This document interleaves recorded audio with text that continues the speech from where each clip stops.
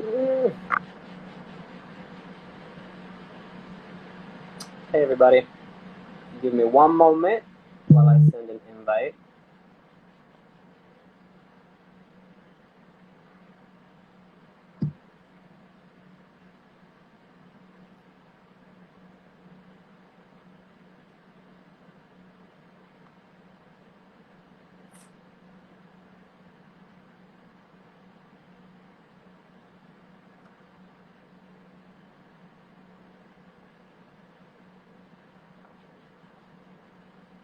Hi Jason, how are you?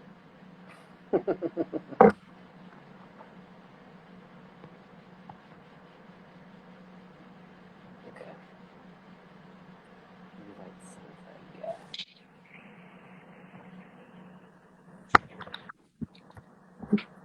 What's up, Kevin? Time no see. Can you hear me? Me? Yeah, cool. Awesome. Long time no see. I know, I feel like I haven't seen you in forever. Once again, thank you for having me here. I guess we can get started, right? Yeah, I don't know if you want to give it a couple minutes or we can get started now. I'm ready to go. Let's inform the people. Let's do it. Um, so, um, you know, during this COVID-19 pandemic, of course, Whitman-Walker Community Health Department, we've expanded our outreach efforts to include internet outreach now. So that includes, Instagram lives and social media content such as these. And it's basically, a virtual space where we invite folks to join us, ask questions, post comments, and, have different speakers such as yourself and, hosting us. So thank you once again, Tommy.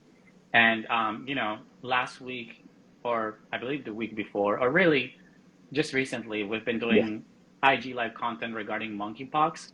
And so today, we're going to be talking about safer sex practices, right? During monkeypox or mpox and what that looks like. Um, let's dive right into that. And just, Tom, if you wouldn't mind just refreshing us real quick. Um, I guess we should introduce ourselves first, right? Yeah. So my name is Kevin Jordan Contreras. I work with community health. And I do a couple of things here in the department. My pronouns are he, him, his. Hi, Tommy Sanchez. My pronouns are he, him, his. I also work in the community health field with Kevin. So we're collaborating. So stay tuned for like more content that will be coming out. Kevin, I don't know if you want to put the Whitman-Walker's phone number for testing, so I can pin it. So we And can, then, Tommy, if you wouldn't mind just like refreshing us real quick, it's been a long day. What is monkeypox again? Can you just give yeah, us like a quick overview? of course. Monkeypox is usually a self-limited disease with symptoms lasting about 2 to 4 weeks. Severe cases can occur that can lead to death, but it doesn't happen too often. Um, Monkeypox typically presents with common sickness like fever, rash, swollen lymph nodes, chills, exhaustion, muscle aches, backaches, headaches, and the rash looks like pimples or blisters that can appear on the face, the mouth, other parts of the body such as the hands, the feet, chest, genitals, and anus. And it may also lead to other medical complications. So that's just a little brief overview of just, monkeypox, mpox, whatever, however you want to call it. Let me go ahead and pin this really quick. Cool. Okay.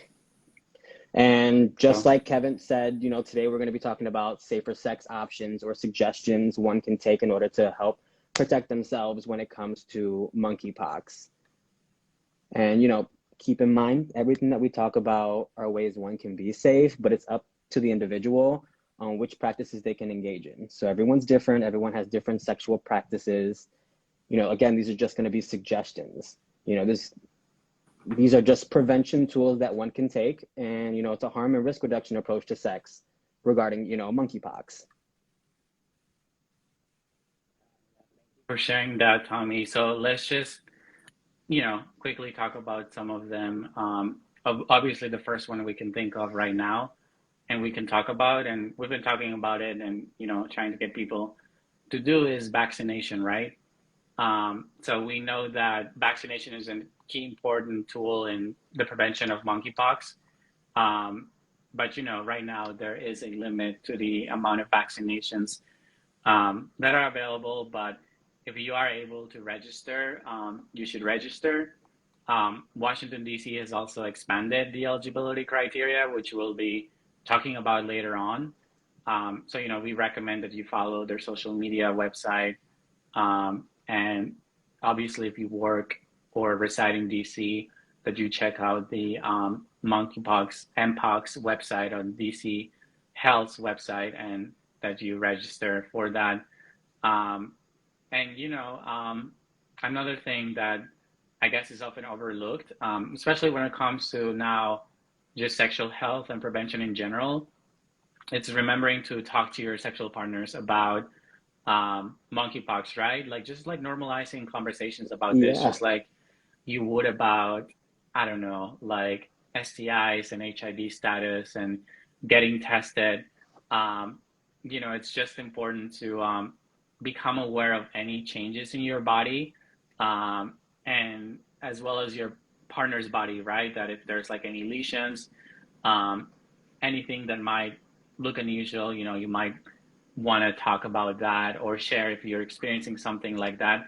And if you have a primary care physician, right, like that you consult with them as well if you're not sure. Um, and, just communication in general, normalizing conversations about that, before one gets to, you know, hook up or have sex, right, with your Yeah. sexual partners. Um, there's so many ways we can keep ourselves and our sexual partners safe during this time. So let's dive into some more ideas and suggestions. And as always, if you have any questions or any suggestions or any comments for anyone in the audience, feel free to drop them on the chat, and Tommy and I will go over them and chat with you as well.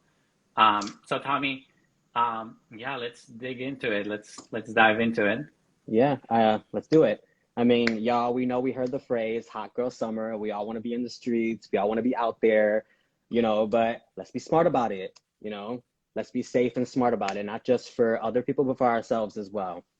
Um, but I'm just going to list, some practices, some suggestions that one can take. Again, I'm not trying to tell anybody what to do. I'm just trying to inform y'all on safer practices that y'all can take in order, again, to keep everyone safe. Um, so limiting the number of sexual partners you have, reduces the risk of contracting monkeypox, keeping your bubble small. Therefore, y'all are still having fun, but y'all still being safe. Making sure everyone is accounted for, everyone's keeping up to whatever's present on their body, whatever's present on their partner's body, just being mindful. Also, I know we all be getting invited to these sex parties, everywhere, and it's great. Okay? All right, Kevin, we're gonna invite you to some, but we're gonna be smart about it. um, but those are a few ways. Other suggestions that we have, again, these are just places that have higher risks and you want to try to avoid or limit going to, places such as like back rooms, saunas, sex clubs, private and public sex parties, because again, that's where you're going to encounter different sexual partners anonymously, multiple partners at once, and that puts you at high risk. Um, so those are just like some things, Kevin, do you have any other like suggestions we should tell people about? I know there's a lot. Yeah. Absolutely. So, we've always talked about condoms and using condoms. So I think condom usage is still very relevant these days, especially with monkeypox. And I know that, condoms, they're always a difficult, you know, conversation sometimes to bring up, or, um, depending on how one feels about them, um, just it's good to have that as a tool, right? Like as an option, and to talk about condom usage if that's something that is possible. with your sexual partner. And also another thing is like using gloves on hands, which seems kind of silly, but it can also seem fun, right? It's all about experimenting and having fun.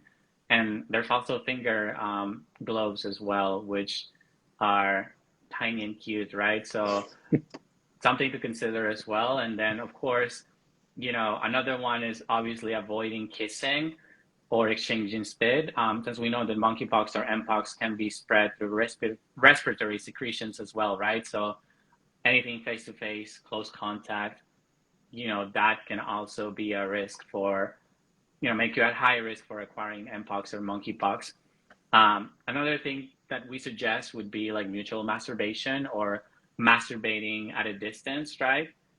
Without touching. Um, Obviously, if you're hooking up, like that seems like, you know, what you want to be doing, but it can be an option, right? It could be Um, fun. It could be fun. Play along with it. Be erotic with one each other from right? far away. Turn each other on. That could be hot. And with that said, virtual sex, right? Um, Literally, just FaceTiming, talking on the phone, just like how, it used to be a thing back in the day, and e-sex just in general, sending each other nudes as well. Like you said, just being erotic and just exploring what, intimacy can look like during times like this. And also another thing is having sex with clothes on, right? So covering, if you have a rash, um, or just like, really sensitive skin, you want to make sure that you're covering your body, and using clothes is one way.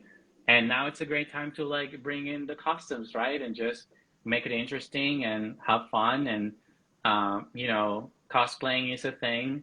Uh, Kink wear, fetish gear, leather, rubber, latex, all that good stuff. It would be fun to, experiment with a sexual partner, things like that. And, essentially you're having a barrier between your skin and your other partner's, skin, so that there's no direct skin to skin contact, right? Um, so those are just some of my quick suggestions that I can think of right now.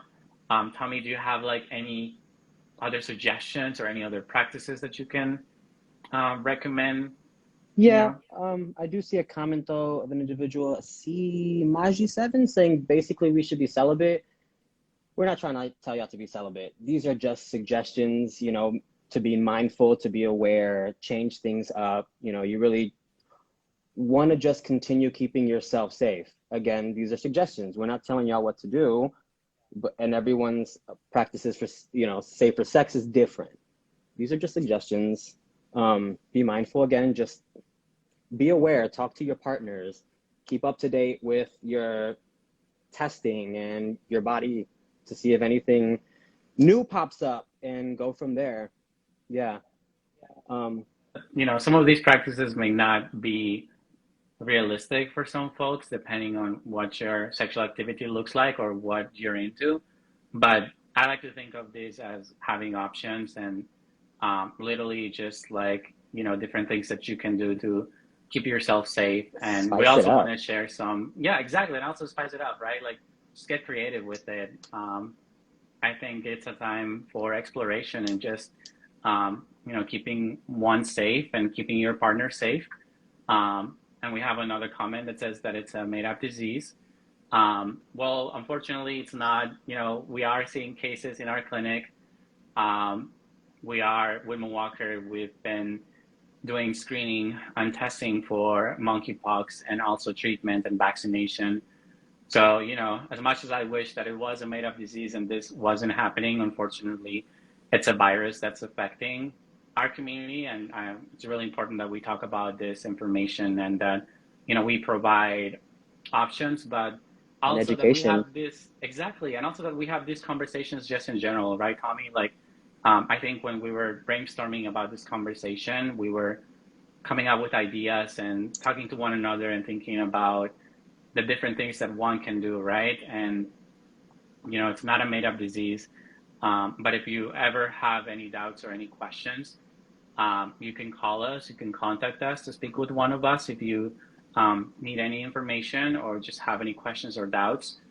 We're here to just listen to you and provide you with information and education.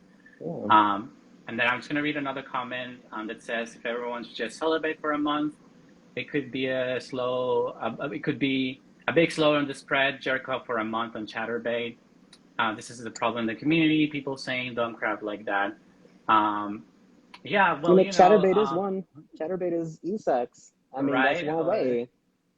There you Yeah, like we were go. just saying, like e-sex, just virtual sex, just being creative about it. But we know that, celibacy is just not something that's going to happen. Like, we're sexual beings at the end of the day. We crave intimacy and closeness and contact.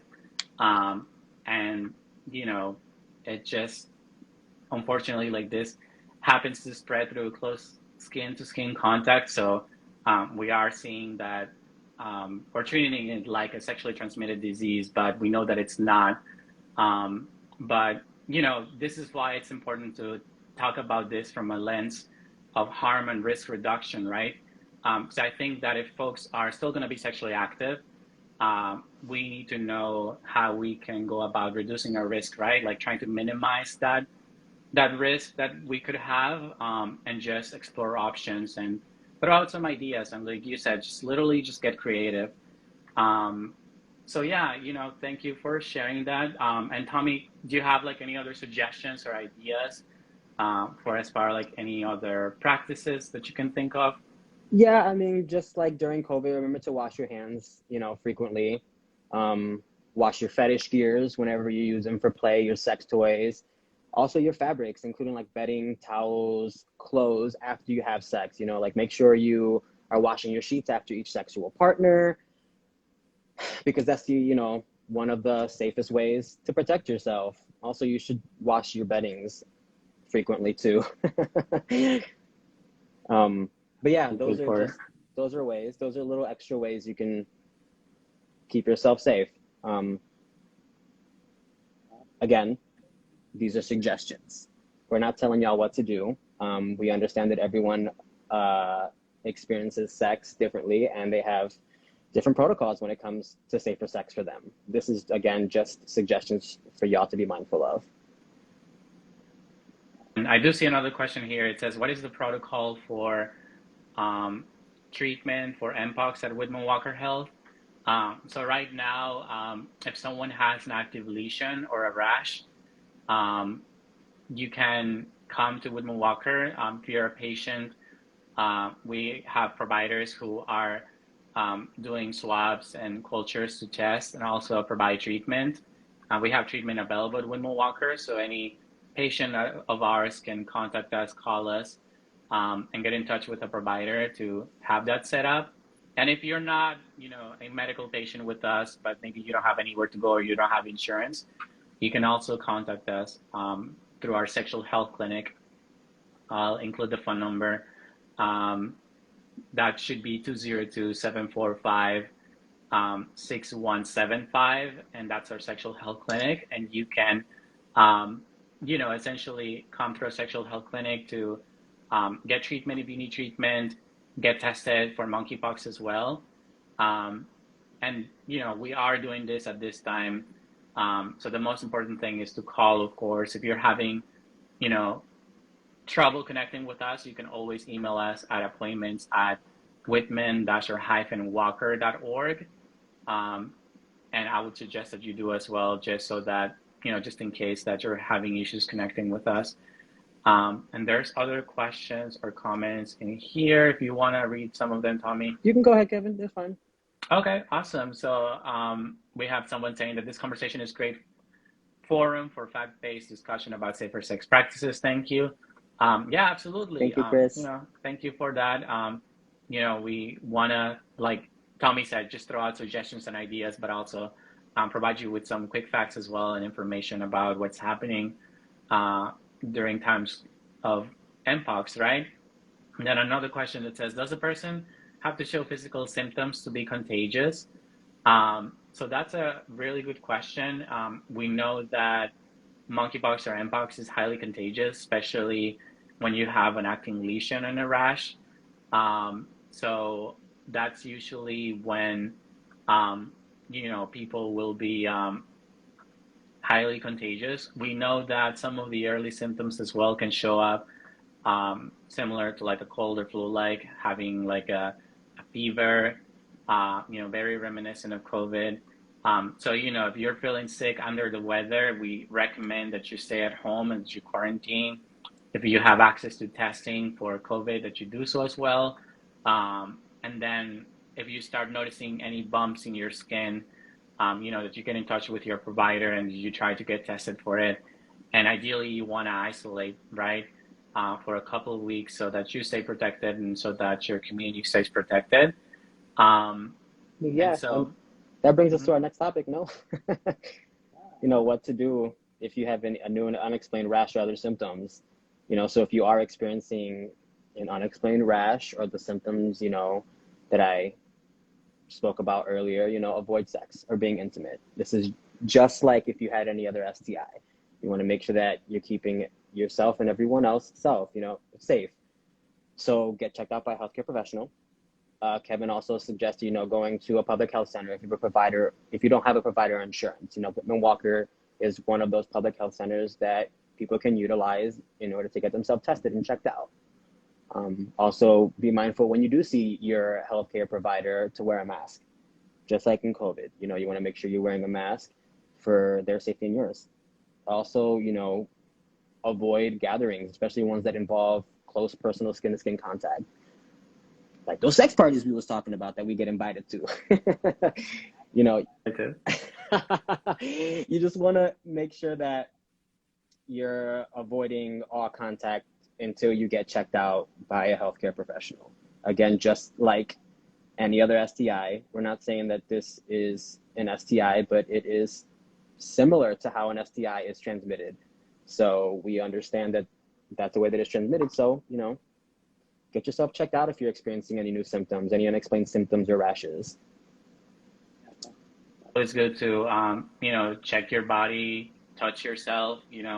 If you ever feel anything unusual, any new rashes that appear suddenly, you're like, where did this come from? Or any bumps, that you talk to your partners, and of course to your medical doctors or medical providers if you have the chance to schedule a consultation or virtual appointment just so that you can speak about this.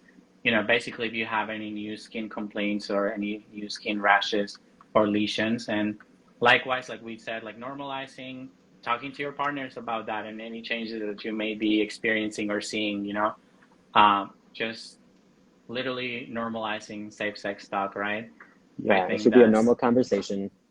just right. So absolutely, and we have also some resources. Once again, DC vaccination and registration, including the new guidelines for folks who work in DC. So in addition to the registration website, that a lot of people may be already aware, there's also walk-ins on Fridays. So as of August 5, from 12 to 8, there are some vaccine locations that are set up by DC Health, DC DOH. And there's one on Martin Luther King Jr. Avenue. There's one on Georgia Avenue in Ward 4. There's one on 1900 I Street Northwest in Ward 2. And anyone who works in DC now can also, just register through DC or show up at one of the vaccine clinics that DC Health or DC DOH has set up for walk-ins. Um, and anyone also that's like a student on the district of DC, like university or college, or really anyone that receives any DC Health provided healthcare services, regardless of where you live, right? You do have to be 18 years of age and older. You also have to meet one of the following criteria, which means that you have to have multiple sexual partners in the last 14 days in the last 2 weeks, including those who are currently at highest risk, which are LGBT folks and men who have sex with men, sex workers as well, regardless of your sexual orientation, and any staff that may work like in a bathhouse or where any establishment that where there is sexual activity that's happening. So yeah, the eligibility criteria has expanded as of this week, as of Monday. So if you work in DC, if you study in DC, if you live in DC, you can register. You can also go to one of those walk-in clinics to get vaccinated, because vaccination is, one of the It's best important. ways to prevent monkeypox and stay safe, right? Keep yourself safe and keep your community safe. Um, so yeah, we've basically gone over some practices, suggestions, that people can do. We're talking about using costumes. We're talking about, um, virtual sex. We were talking about talking to your sexual partners. We've been talking about having a closed sexual network, right? Like a sexual bubble where you know your sexual partners and you're in close contact and communication with them, right? And just avoiding going to, large gatherings where you may be close face to face or in close contact with someone, um, you know, skin to skin, right? So just limiting that during these times. We also, talked about being celibate, right? If someone has like a skin rash or a skin complaint, it's really important that you do stay celibate. So actually, we did have a comment earlier about celibacy. So, this would be where celibacy would be really good, right?